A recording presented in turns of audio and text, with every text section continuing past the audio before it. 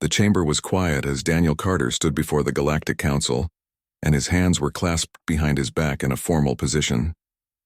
Around him in every direction were representatives from 300 different species, and each one occupied their own floating platform that hovered in the massive circular room.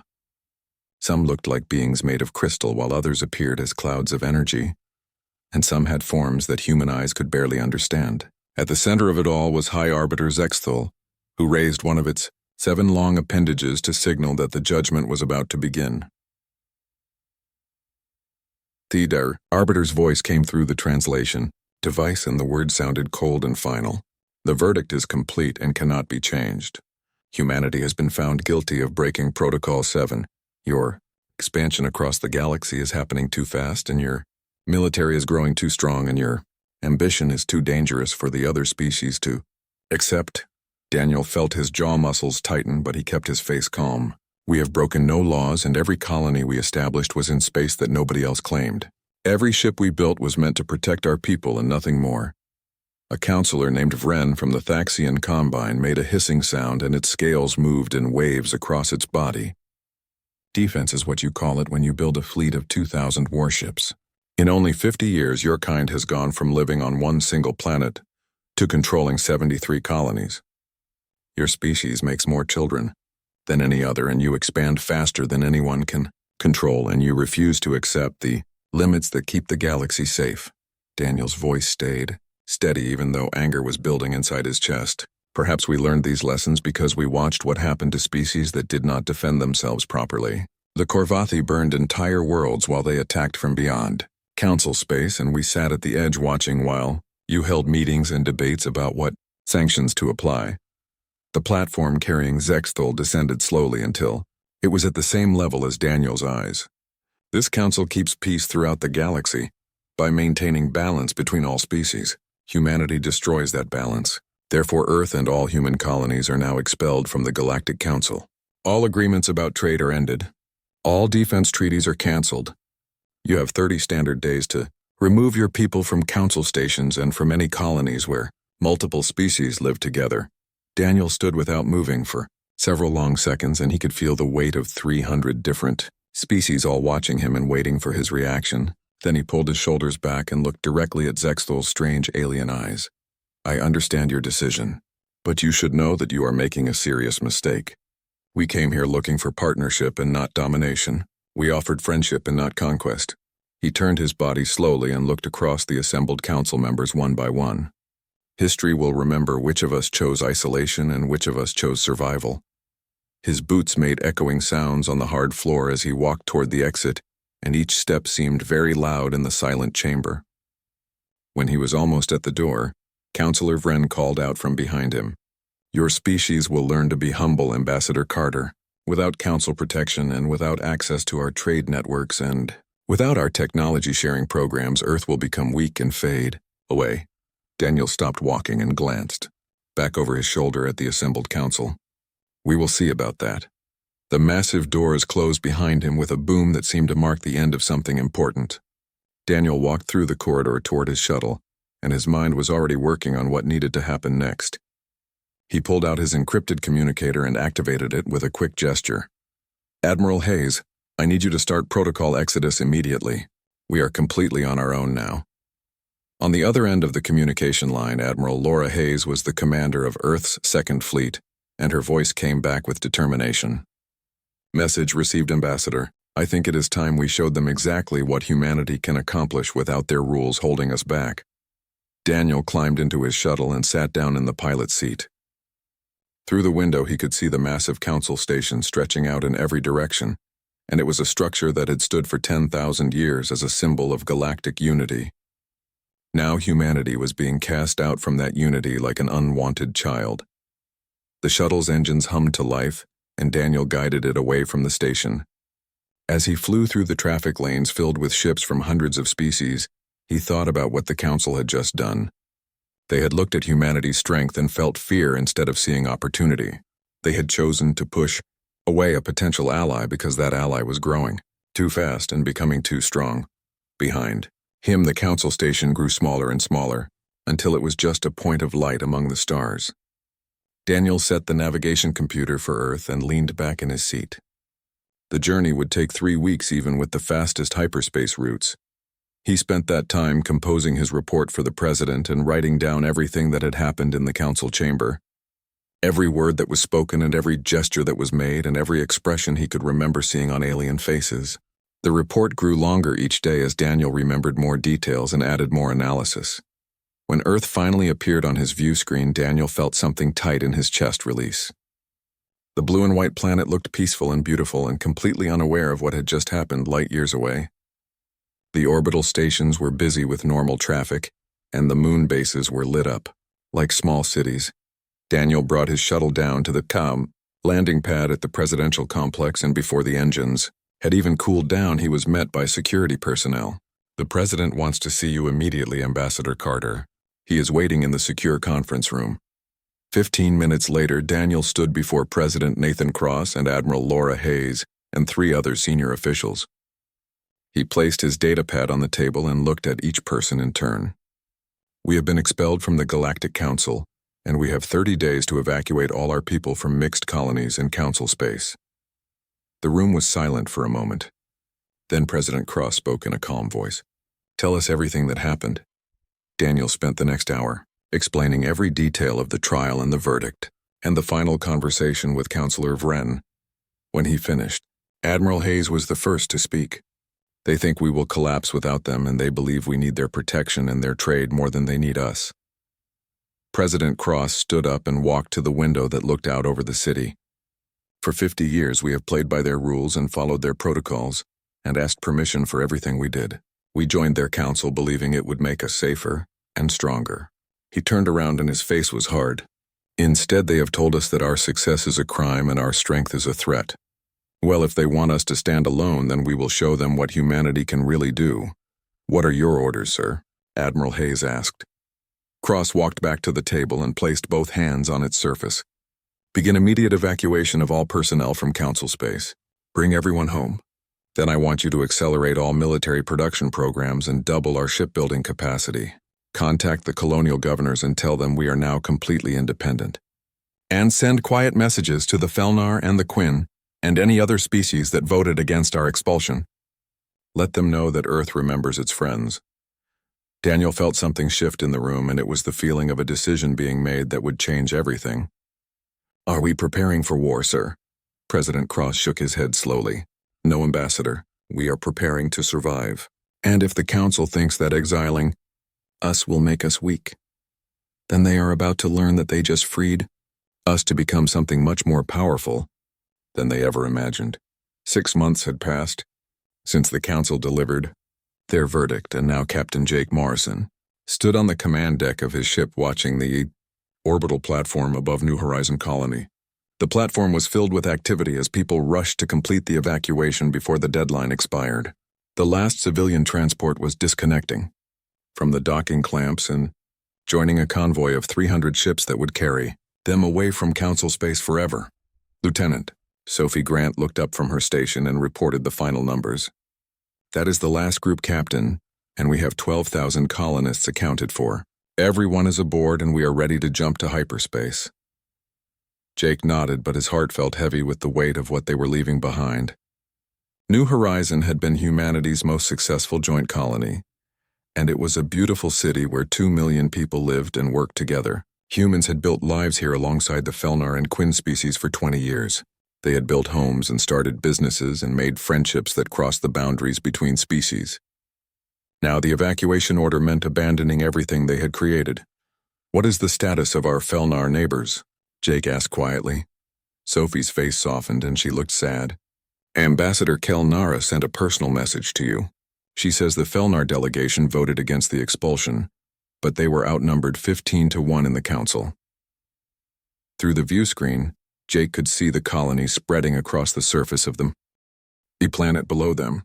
The biodomes glittered in the light from the system's twin suns, and the transit networks connected different districts like veins of light. Somewhere down there, Felnar families were probably watching the human ships leave and feeling the same sadness that Jake felt. The communications officer suddenly spoke up. "Captain, we are receiving a transmission, and it is coming from the surface on a tight beam. The signal is encrypted on a private channel. Put it through, Jake ordered. A holographic image appeared above the command console showing Kelnara sitting in her office. Her feline features looked drawn and worried, and her golden eyes reflected the lights around her. She rarely used first names in official communications, but now she did. Jake, I had to contact you before your convoy departed. What the Council did to your people is completely wrong. I appreciate you saying that, Ambassador, but there is nothing anyone can do now. We have received our orders, and we must follow them. Kelnara leaned closer to her camera and lowered her voice. Perhaps there is something that can be done. Not all species agree with the Council's decision. The Felnar and the Quinn and even some of the Draven clans are having serious discussions about where the Council is heading. They have grown fearful and paranoid about everything. Any species that shows real strength is now labeled as a threat regardless of their intentions. Jake felt confused about where this conversation was leading. What are you trying to tell me, Kelnara? When your ships arrive back in Earth space, you need to tell your leaders something important. You may be exiled from the Council, but you are not alone in the galaxy. Some of us still remember who stood beside us when the Korvathi came to destroy our worlds. Some of us know the difference between strength and aggression. She paused and her tail moved in an agitated way. And some of us may need strong friends in the days that are coming. Before Jake could form a response, Sophie called out with alarm in her voice. Captain, there are Felnar naval vessels moving into formation around our convoy. I count 6 destroyers and they are taking up escort positions. Jake's eyes went wide with surprise. Kelnara, what are you doing? This could cause serious problems for your people. The ambassador's expression changed and she looked fierce and determined. We are making sure you reach the border of Council space safely. The Council may have cast you out, but they do not speak for all of us. The Felnar honor our friendships, Jake Morrison, and we always have and we always will. For 2 full days, the Felnar warship stayed with the human convoy as it traveled through Council space. It was a silent statement that sent ripples through every diplomatic channel in the galaxy. Other species watched and wondered what it meant when the Felnar openly defied the Council's treatment of humanity. When the convoy finally reached the official border where Council space ended, Kelnara sent one final message to Jake. Build your empire, humans. Build it strong and build it well. And remember something important for the future. When the time comes and you need friends, you will have allies who never forgot what you did for us. The Felnar destroyers turned back toward their own space and the human convoy jumped into hyperspace. As the ships vanished into the streaking lights, Jake stared at the empty space where the Felnar vessels had been moments before. He allowed himself to smile just a little. Lieutenant Grant, make absolutely sure that message gets transmitted to command. I want them to have every single word that Ambassador Kelnara said already done, sir, Sophie replied. Down in the cargo hold 12,000, colonists were settling into their temporary quarters for the long journey back to Earth. The children kept asking their parents when they could return to their homes, and the parents had no answers to give them. It was painful to watch families struggle with the reality of permanent exile. But in the officers' mess that evening, the veterans gathered together. These were men and women who had fought in the border conflicts against pirates and raiders. They understood what this expulsion really meant, and they were not afraid. One officer raised his glass and spoke to the group. To exile. Another officer raised their glass in response. And to what comes next. The sentiment spread through the mess hall as more officers joined in the toast. They had lost their homes on New Horizon, but they had not lost their spirit. If anything, the expulsion had made them more determined to prove the Council wrong. Jake visited different sections of the ship over the following days and talked to the evacuees. He listened to their stories about the friends they had left behind and the lives they had built. Many were angry and some were sad, but almost all of them shared one common feeling. They were ready to show the galaxy that humanity did not need the Council's approval to thrive. A young woman named Helen Cooper stopped Jake in one of the corridors. She had tears in her eyes, but her voice was strong. Captain, my daughter was born on New Horizon and she has never seen Earth. When we get there, I want her to grow up in a place that is even better than what we left behind. Can you promise me that? Jake looked at the little girl holding her mother's hand. The child could not have been more than 5 years old. He knelt down so he was at eye level with both of them. I cannot promise what the future holds, but I can promise you this. Every person on this ship and every person back on Earth is going to work to build something better. We are going to create a civilization that does not cast out its friends or fear its allies. Your daughter will grow up in that world. Helen nodded and wiped her eyes. That is good enough for me, Captain. As the convoy continued its journey through hyperspace, Jake spent his nights reviewing the data about Earth's current status. The report showed that shipyard construction had accelerated, and new colonies were being established in unclaimed space. The military was expanding and new technologies were being developed. President Cross had not wasted any time in responding to the expulsion. 3 weeks later, the convoy dropped out of hyperspace at the edge of Earth's solar system. The sight that greeted them made everyone on the bridge stop and stare. Mars had a new ring around it, but this ring was not natural. It was the Titan Yards, and it was a construction facility so massive that it could be seen from incredible distances. Thousands of workers and robots were swarming over the skeletal frames of ships that dwarfed anything humanity had ever built before. Sophie gasped at the sight. They built all of that in 6 months. Jake felt pride swelling in his chest. The Council thought exiling us would make us weak. Instead, they gave us a reason to become stronger than we ever imagined. 3 years had passed since the expulsion, and now President Nathan Cross stood at the observation window of his shuttle looking at the Titan Yards hanging in space above Mars. The construction facility was so enormous that people on Earth could see it with their naked eyes when Mars came close enough in its orbit. Thousands of robotic workers and human engineers moved across the skeletal frame of a ship that would be larger than anything humanity had ever constructed before. Admiral Laura Hayes stood beside the president, and pride was clear in her voice when she spoke. This is the Defiant-class ship. She is 1,800 meters from front to back and will have a crew of 5,000 people. Her weapon systems make our old dreadnoughts look like patrol boats that children play with, and she is only the first of many. Nathan turned away from the window to look at the admiral, and he noticed that gray hair had appeared in the past few years. Everyone in leadership had aged faster since the exile because they carried the weight of building a civilization that could stand completely alone. How many more ships like this can we produce? Nathan asked. The Titan Yards can build 6 of these ships at the same time. We have started construction on 3 more shipyards in the Proxima system and Tau Ceti system. Within 5 years, we will have a fleet of 200 Defiant-class vessels, plus all the supporting craft they need. Laura pulled up a holographic display that showed technical specifications. But the numbers are not the only important thing, Mr. President. We have made scientific breakthroughs that the Council never shared with us and probably never wanted us to have. The display changed to show technical diagrams that Nathan only partly understood. Commander Lisa Park and her team at the Quantum Research Division solved the problem of faster-than-light communications. Now we can coordinate our fleet in real time across distances of many light years. We have also developed quantum shielding technology that makes our ships nearly impossible to track when they are traveling through hyperspace. Nathan considered the implications carefully. The Council will interpret this as aggressive expansion when they learn about it. The Council can see our actions however they want to see them. We are not under their jurisdiction anymore. Laura's expression became hard and determined.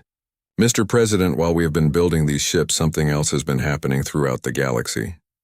Governor Cole, would you like to explain this to him? A new hologram appeared in the briefing room showing Governor Martin Cole, who led the independent colonies. His weathered face broke into a wide smile. Mr. President, I bring you news from the frontier territories. In the past 3 years, 72 independent colonies have formally requested annexation into what everyone is now calling the Terran Union. Nathan's eyebrows rose high on his forehead. 72 colonies. That is more than double the territory we controlled before.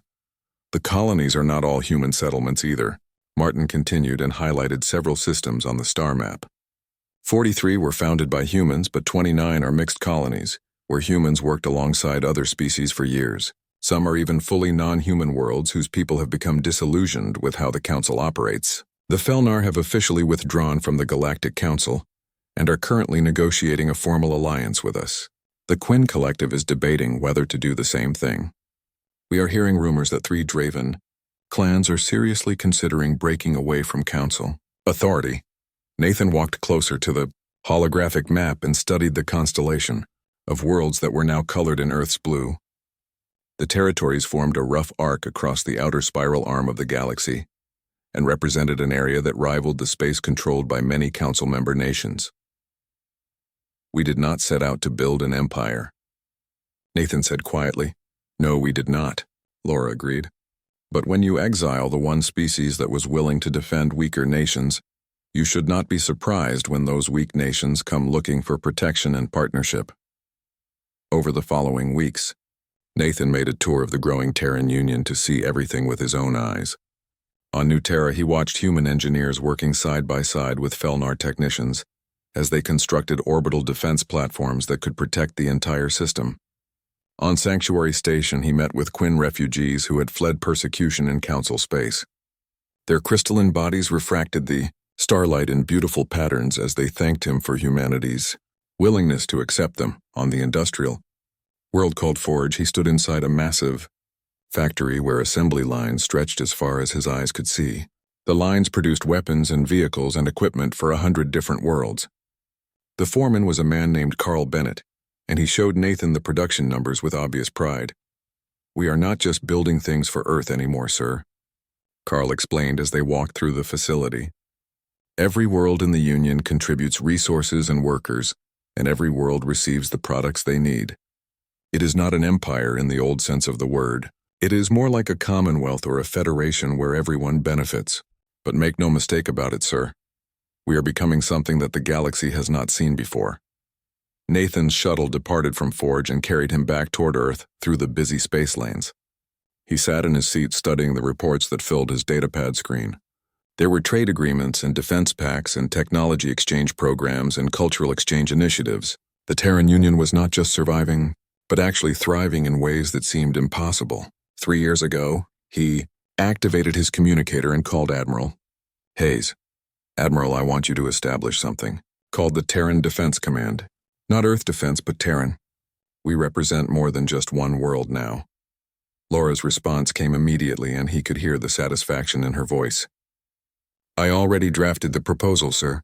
With your permission, I would like to appoint Admiral Kevin Zhang as the overall commander. He has been coordinating fleet operations across all Union space, and he understands the big picture. Permission granted, Nathan replied. And Laura, make sure Admiral Zhang understands the mission clearly. We defend our own people, all of our own people, regardless of whether they are human or non-human. Understood, Mr. President. Earth grew larger in the view screen as the shuttle approached, and Nathan allowed himself a moment to reflect on everything that had changed. 3 years ago, they had been cast out and told they would wither and die without Council support and access to Council resources. Instead, they had forged something new and something stronger than what existed before. The Council had wanted to humble humanity and teach them a lesson about limits. Instead, they had freed humanity to reach its full potential without artificial restrictions. Nathan thought about Ambassador Kelnara's final message to Captain Morrison. Build your empire, she had said. Build it strong. Well, they had built it, and it was growing stronger every day. The shuttle landed at the presidential complex, and Nathan walked through the corridors to his office. Through every window he passed, he could see the evidence of Earth's transformation. The space elevators reached up toward orbit where new stations were being constructed. The orbital shipyards glowed with the light of welding torches as workers assembled new vessels. The defense platforms that ringed the planet stood ready to protect the homeworld from any threat. In his office, Nathan found Admiral Hayes waiting for him with Admiral Kevin Zhang, the new commander of Terran Defense. Command saluted crisply. Mr. President, I want to thank you for this appointment. I promise that every world in the Union will be defended with the same commitment we show to Earth. Nathan returned the salute. That is exactly what I wanted to hear, Admiral Zhang. The Council made a mistake when they judged our strength as aggression. We will prove them wrong by using that strength to protect everyone who chooses to stand with us. Zhang pulled up a holographic display showing the current disposition of Union forces. We have 200 Defiant-class ships operational, with another 100 in various stages of construction. We have support vessels numbering in the thousands. We have defense stations around every major colony. And we have commitments from the Felnar Fleet and Quinn Defense Forces to coordinate with our operations. Laura pointed to several areas on the map. We are also establishing joint training programs where human Marines work alongside Draven warriors. The cultural exchange is beneficial for both sides and creates bonds that go deeper than treaties. Nathan studied the display for a long time before speaking. The Council maintains peace through fear and intimidation and rigid hierarchy. What we are building here is different. This is a coalition of free worlds united by choice rather than coercion. That makes us stronger than any empire built on conquest. As the meeting concluded and the admirals departed, Nathan stood alone in his office looking out at Earth. Somewhere out there in council space, the beings who had exiled humanity were probably watching with growing concern. The Terran Union had grown from 73 colonies to over 150 worlds in just 3 years. The fleet had expanded beyond anything the Council had imagined possible. And most importantly, humanity had proven that they did not need Council approval to thrive. The galaxy was changing and Earth was at the center of that change. The Helix Nebula had always been a place of mystery where swirling gases hid ancient secrets and forgotten civilizations. Now it served as a neutral meeting ground, far from both Council space and Union territory. Captain Ryan Foster guided his stealth frigate called the Shadow Walker through the nebula's outer layers while his sensors struggled to penetrate the electromagnetic interference that filled the region. Lieutenant Chris, Yang spoke from his station. Contact ahead, Captain. Single vessel with Felnar configuration. It matches Ambassador Kelnara's personal ship. Ryan had been skeptical when he received the encrypted message that requested this secret meeting. But Admiral Hayes had been very insistent that he attend, and if there was one thing Ryan had learned in 20 years of service, it was to trust Laura, Hayes, and her instincts about important matters. The two ships docked in the heart of the nebula where they were hidden from any eyes that might be watching. Ryan met Kelnara in the umbilical corridor that connected their vessels, and her golden eyes showed concern even as she offered the traditional Felnar greeting with her hand. "Thank you for coming, Captain Foster," she said as she led him into her ship's secure conference room. "What I am about to share with you cannot be traced back to either of us, or it will cause serious problems." Ryan sat down at the table. "I am listening carefully." Kelnara activated a holographic display that showed a sector map of Council space with various markings. The Korvathi Dominion has been testing the borders of Council space for the past 6 months. They conduct small raids and nothing major yet, but the pattern is very clear to anyone paying attention. They are looking for weaknesses in our defenses. Ryan studied the map carefully and noted the locations where the incursions had occurred. The Council has dozens of fleets stationed throughout their territory. Why is this concerning enough that you needed a secret meeting to discuss it? Because the Council is completely paralyzed by fear and indecision, Kelnara replied, and her voice was heavy with frustration. The same fear that caused them to exile humanity now prevents them from taking any decisive action against the Korvathi threat. They hold debates and form committees and write reports while colonies burn and people die. She pulled up additional reports that showed images of destroyed settlements and casualty, figures that made Ryan's blood run cold. The Thaxian Combine lost an entire colony world just last month. 3 million people died in the attack. The Council's official response was to send a strongly worded diplomatic protest to the Korvathi government. Ryan leaned back in his chair. "And let me guess what comes next. You want the Terran Union to help defend against the Korvathi?" "Not in any official capacity. If it became publicly known that we sought human military intervention, the Felnar would be expelled from the Council just as you were." Kelnara's tail moved back and forth with visible agitation. "But Captain, there are 17 Felnar colonies located along the border with Korvathi space. We have been working to strengthen our defenses, but we do not have the shipbuilding capacity that you have developed over the past few years. If the Dominion launches a full-scale invasion, we will be completely overwhelmed." Ryan was quiet for a long moment while he considered all the implications. "What exactly are you proposing that we do?" "I am proposing a technology exchange program and intelligence sharing between our governments. And if the worst situation happens, I am proposing military coordination between Terran forces and Felnar forces." Kelnara met his gaze directly with her golden eyes. "Captain, the Korvathi do not make distinctions between Council members and independent worlds. If they break through Felnar defensive lines, your colonies will be the next targets they attack. I need to bring this information back to command and let them make the decision." Ryan said finally, "I expected nothing less from you. But there is something else you should know before you leave." Kelnara pulled up a new file that showed ship movements and intercepted communications. The Quinn have been conducting similar secret meetings with Terran representatives in other locations, so have several Draven clans and at least a dozen smaller species. Captain Foster, an alliance is forming across the galaxy. Whether the Council Acknowledges it or not, 2 weeks later, Ryan stood in the Terran Defense Command headquarters on Luna presenting his findings to a room full of admirals and civilian leaders. President Cross listened with intense focus, and his fingers were pressed together beneath his chin. An unofficial alliance. Admiral Kevin Zhang said thoughtfully, "It provides plausible deniability for them and strategic depth for us." "It is much more than that," Admiral Hayes said forcefully. "It is the foundation of a completely new order in the galaxy." The Council maintained peace through intimidation and rigid hierarchy. What is forming now is something fundamentally different. This is a coalition of free worlds that are united by choice instead of coercion. Resident Cross stood up from his seat and walked to the large view screen that displayed the expanding map of the Terran Union. 3 years ago, they cast us out believing that we would fade into obscurity and beg to be readmitted. Instead, we have become exactly what they feared most. We are now a legitimate alternative to their failing system. He turned around to face all the assembled officers in the room. "Admiral Zhang, I want you to coordinate with these potential allies immediately. Set up joint military exercises and establish secure communication protocols and share our defensive technologies with them. But make it absolutely clear to everyone that we are not looking to replace the Council. We are simply ensuring our mutual survival." Zhang nodded. "And if the Korvathi do launch a major offensive against our allies?" Cross's expression became hard as steel. "Then we show them exactly why exiling humanity was the Council's greatest mistake in 10,000 years. We defend our allies, all of them."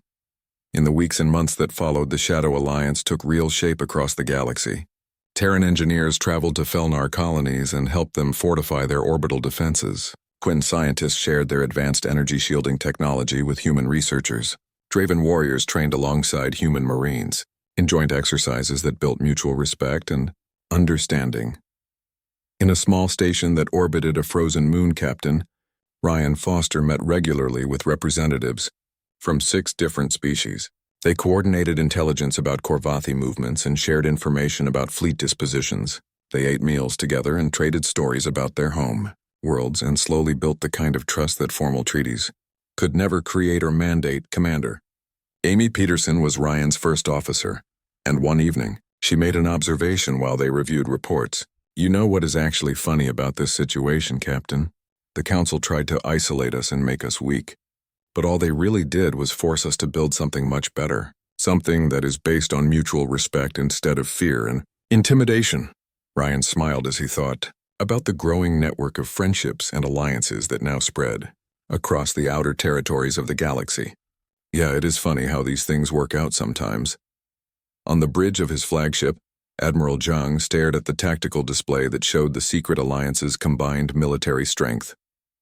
200 Terran warships and 80 Felnar destroyers and 40 Quinn defense platforms and countless smaller vessels from a dozen other species that had joined the informal coalition. His tactical officer made a comment. "Not bad for a bunch of exiles, sir." Zhang allowed himself a rare smile. "Not bad at all, Lieutenant." Far away in Council space, the Korvathi Dominion was preparing their forces for a major campaign. Their military leaders believed the Council was too weak and divided to respond effectively to aggression. They believed the outer territories were ripe for conquest. They had no idea that humanity and its allies had been preparing for exactly this scenario. The storm was coming and the Terran Union was ready to meet it. What the Council had meant as punishment had instead forged humanity into something stronger and more dangerous than they had ever been under Council restrictions. The exile had freed Earth to build not just a fleet, but an entire network of alliances that would reshape the balance of power in the galaxy.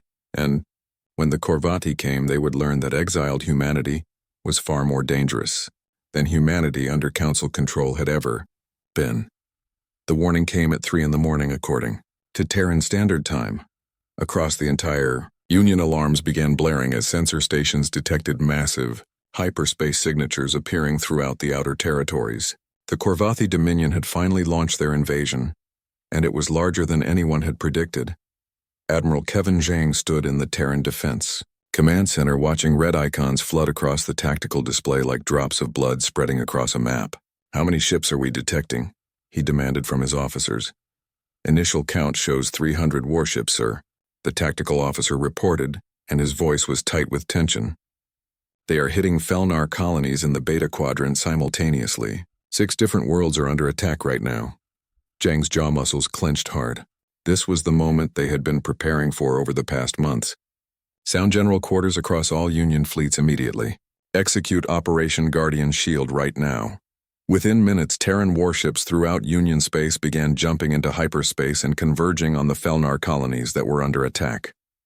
The flagship Indomitable led the entire fleet, and her hull was painted with the blue and white colors that represented the Terran Union. But she also carried the friendship emblems of a dozen allied species to show that this was not just Earth's fight. Captain Ryan Foster commanded the advance fleet, and his ships arrived at the Felnar colony called Sanctuary Prime to find the space around the planet filled with weapons fire and explosions. Korvathi dreadnoughts were enormous and heavily armed, and they were bombarding the orbital platforms while their smaller fighters strafed targets on the surface below. All ships engaged the enemy at will. Ryan ordered, and his voice stayed calm even though adrenaline was surging through his entire body. Target their command vessels first and show them exactly what happens when they threaten our allies. The Shadow Walker and her sister ships dropped out of hyperspace like angels of vengeance arriving to deliver judgment. The quantum shielding technology that had remained secret until this very moment flickered online and made the Terran vessels shimmer and fade from enemy sensor systems. By the time the Korvathi commanders realized they were under attack from behind, 3 of their dreadnoughts were already crippled and their shields had been overwhelmed by concentrated fire. "Captain, we are receiving a transmission from the surface," Lieutenant Chris Yang reported from his station. "It is Governor Varthan, and he is thanking us for coming to help them. Tell the governor to keep his people in the underground shelters," Ryan replied while watching another wave of Terran ships arrive in the system. "This battle is not over yet, and it will not be safe for a while." The battle raged across the system for 6 continuous hours. Korvathi ships had grown accustomed to facing the purely defensive postures of Council fleets that followed rigid tactical doctrines. Now they found themselves completely overwhelmed by aggressive Terran tactics that seemed to come from nowhere. Human captains were veterans of countless border conflicts, and they pressed their advantages without mercy. They coordinated perfectly with Felnar defenders to outmaneuver and outgun the invaders at every turn. When the last Korvathi vessel finally jumped away into hyperspace, leaving nothing but burning wrecks floating in space, Ryan allowed himself a single moment of satisfaction. "Give me a damage report," he ordered. "We have 7 ships with moderate damage and 2 that will require dock time for proper repairs," his executive officer reported. "But sir, we did not lose a single vessel in the entire engagement." Ryan nodded slowly. But he knew this was only the beginning of something much larger. Across the Beta Quadrant, similar battles were playing out as Terran forces rushed to defend their allies.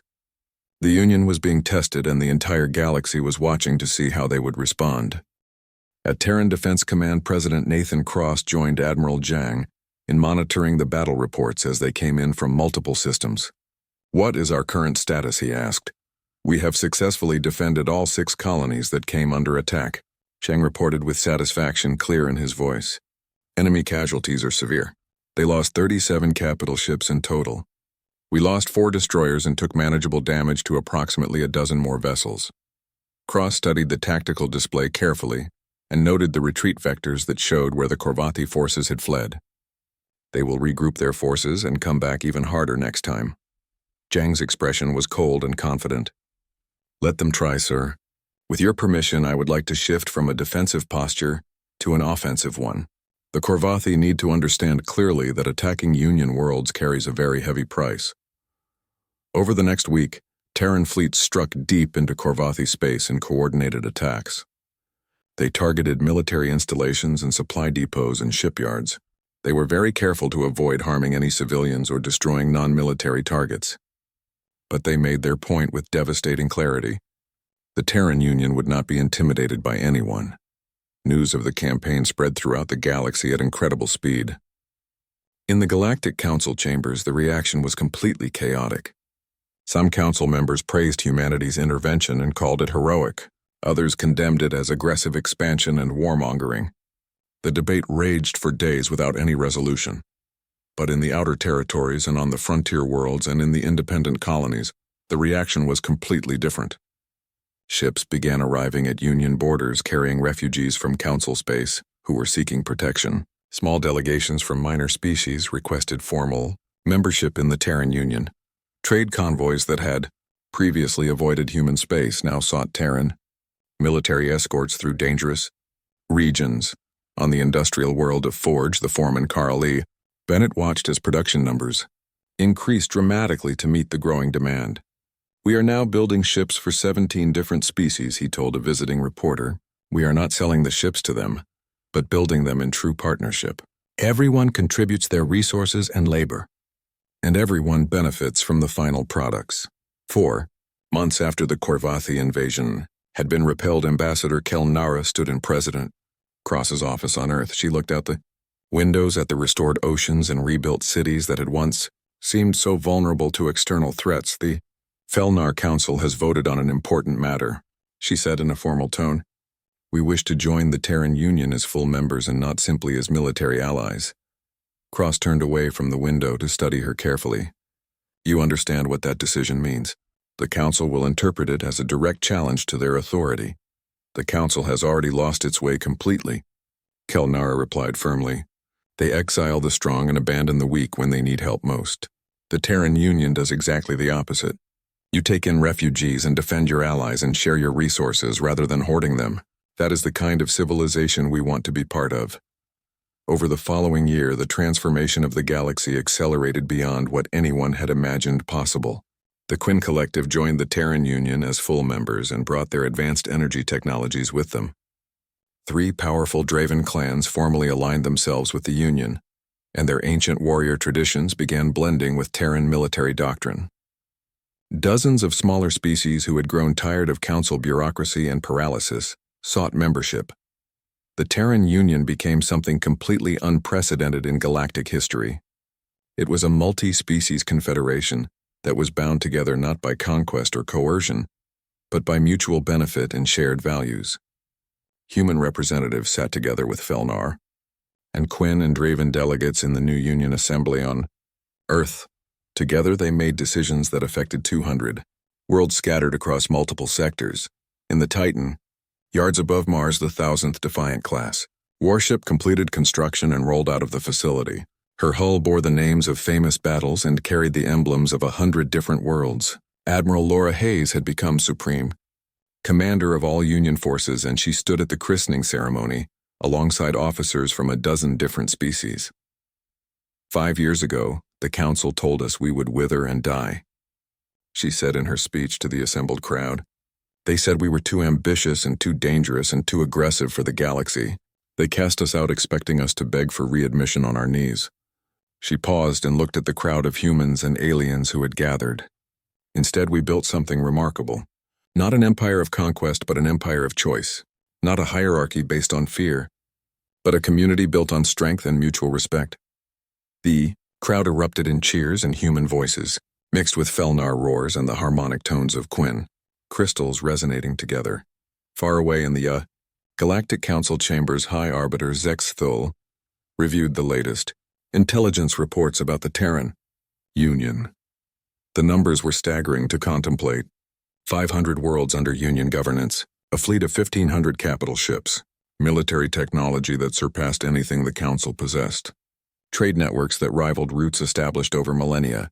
"We created this monster," Councillor Vren hissed from beside the Arbiter. "By exiling them, we made them far stronger than they ever would have been under our control." Zexthul's appendages drooped in something that resembled regret. "No, we did not create what they became. They were always going to reach this potential eventually. We simply decided that we would rather face them as adversaries than embrace them as true partners." On Earth, President Nathan Cross sat alone in his office late at night reviewing the day's reports. Messages from colonies and trade figures and diplomatic requests and military updates filled his screens. It was overwhelming to manage this empire they had built not because they wanted power, but because they had no other choice. After being exiled, a chime announced a visitor, and Admiral Hayes entered, carrying 2 glasses and a bottle of wine from New Terra's vineyards. "We did it, Nathan," she said simply while pouring them each a glass. "We survived the exile and built an empire and proved the Council completely wrong about us." Nathan accepted the glass, but his expression remained thoughtful. "Did we really prove them wrong, Laura?" They said we were too ambitious and too aggressive. Now look at what we have become. Laura sat down across from him and met his gaze with steady eyes. We became what we had to become in order to protect our people. All of our people, regardless of their species. The crucial difference is that everyone in the Union chose to be here. No one was conquered and no one was forced. That is the empire we built, Nathan. An empire of free choice. The galaxy would never be the same, and neither would humanity.